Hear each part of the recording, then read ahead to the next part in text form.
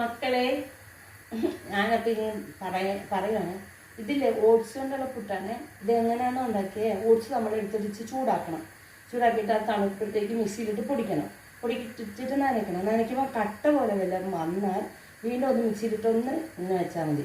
അപ്പോഴത്തേക്ക് നല്ല ഇതായിട്ട് ഇതിന് കറക്റ്റാവും.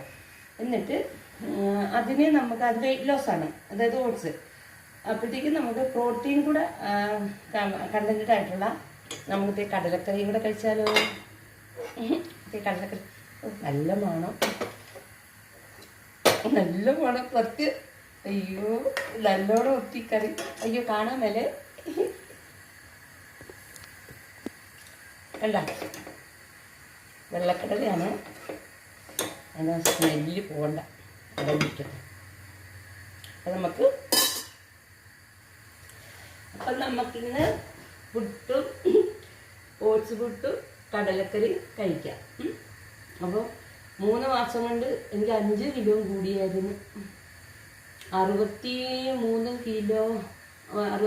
ഞാൻ ഓട്സ് കൊണ്ടാണ് പുട്ടുണ്ടായത്. അയ്യോ, ഇത് പുട്ടല്ല, ഇത് ഓട്സ്. ഇത് കടലക്കറി.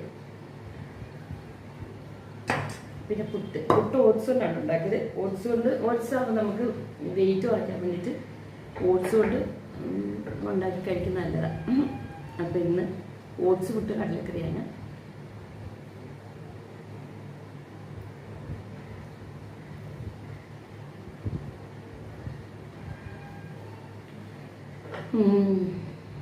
ഈ 3 മാസം കൊണ്ട് എനിക്ക് വെയിറ്റ് കൂടിയായിരുന്നു.